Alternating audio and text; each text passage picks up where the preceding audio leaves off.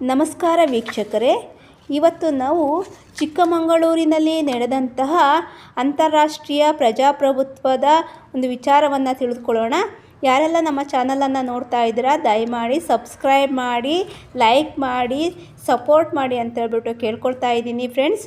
ಚಿಕ್ಕಮಗಳೂರಿನಲ್ಲಿ 15/9/2024 ಅಂತಾರಾಷ್ಟ್ರೀಯ ಪ್ರಜಾಪ್ರಭುತ್ವದ ಅಂಗವಾಗಿ ಮಾನವ ಸರಪಳಿಯನ್ನು ಚಿಕ್ಕಮಗಳೂರಿನಲ್ಲಿ ಹಮ್ಮಿಕೊಳ್ಳಲಾಗಿತ್ತು.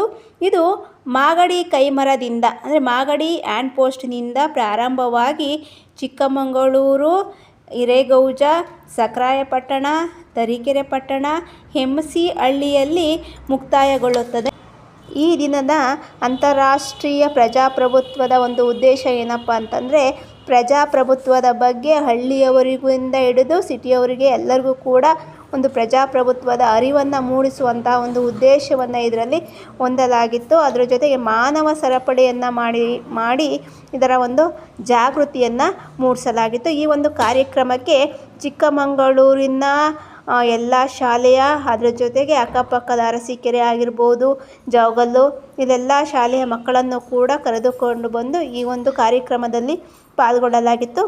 ಈ ಒಂದು ಕಾರ್ಯಕ್ರಮದ ಟೋಟಲಿ ಯಶಸ್ವಿಯಾಗಿ ನೆರವೇರಿತು ಅಂತ ಹೇಳ್ಬೋದು. ಹಾಗೆಯೇ ಈ ಒಂದು ಕಾರ್ಯಕ್ರಮದಲ್ಲಿ ಜನಜಾಗೃತಿಯನ್ನು ಮೂಡಿಸೋದಕ್ಕೆ, ಜನಗಳ ಒಂದು ಆಕರ್ಷಣೆಗೋಸ್ಕರ ಕಾಂಪಿಟೇಷನನ್ನು ಮಾಡಿದರು.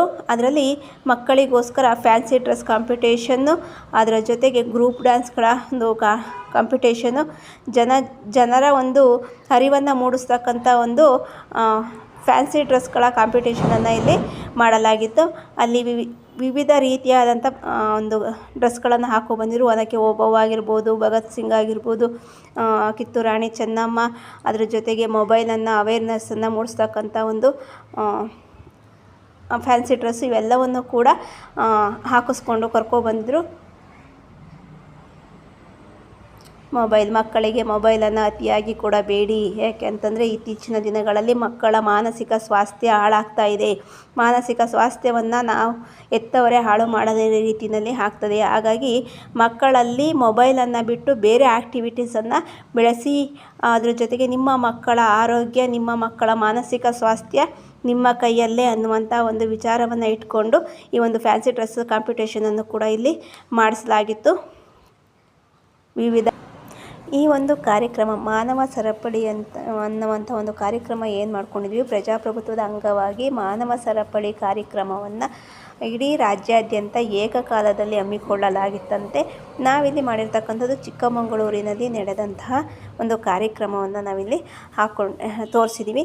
ಈ ಒಂದು ಕಾರ್ಯಕ್ರಮದಲ್ಲಿ ಎಲ್ಲರೂ ಕೂಡ ಒಬ್ಬರ ಕೈಯನ್ನು ಒಬ್ಬರು ಹಿಡ್ಕೊಂಡು ಮಾನವ ಸರಪಳಿಯನ್ನು ನಿರ್ಮಿಸಲಾಗಿತ್ತು. ಈ ಒಂದು ಕಾರ್ಯಕ್ರಮಕ್ಕೆ ಎಲ್ಲ ಒಂದು ಜನರ ಒಂದು ಆಕರ್ಷಣೆ ಕೂಡ ಆಗಿದ್ದರಿಂದ ತುಂಬ ಜನ ಸೇರಿಕೊಂಡಿದ್ರು ಅಂತ ಹೇಳ್ಬೋದಾಗಿದೆ ಫ್ರೆಂಡ್ಸ್.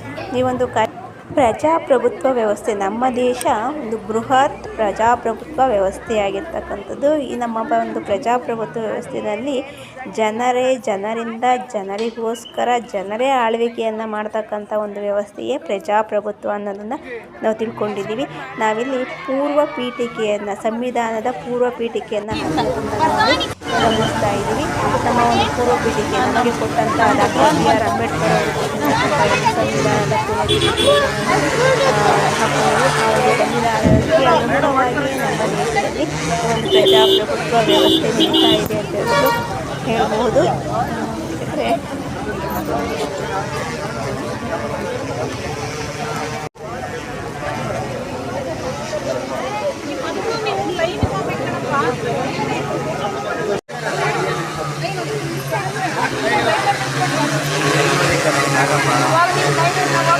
ಅಯ್ಯೋ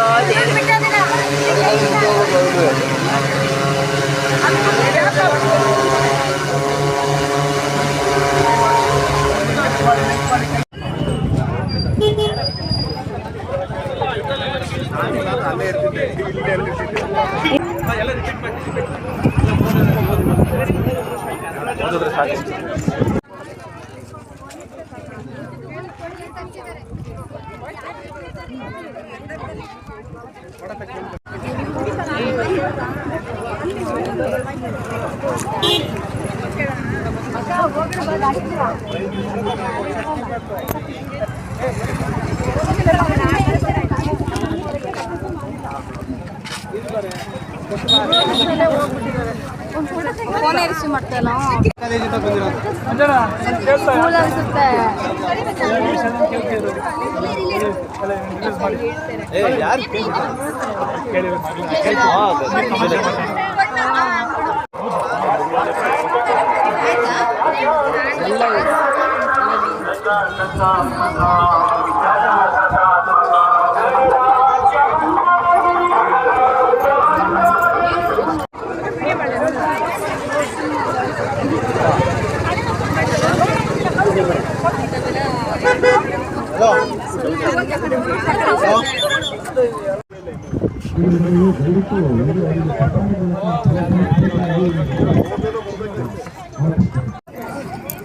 ನೀವು ಒಂಚೂರು ಈ ಕಡೆ ಬನ್ನಿ, ನೀವು ಮುಂದೆ ಬನ್ನಿ ಮೇಡಮ್.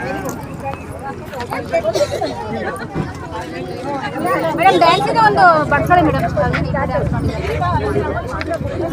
ಇನ್ನೊಂದು ಸ್ವಲ್ಪ ಹಿಂದೆ ಹೋಗಿ ಎಲ್ಲ ನೀವು ಹಿಂದೆ ಹೋಗಿ ಎಲ್ಲ ಹಿಂದೆ ಹೋಗಿ ಸ್ವಲ್ಪ ಫ್ರೀ ಆಗಲಿ.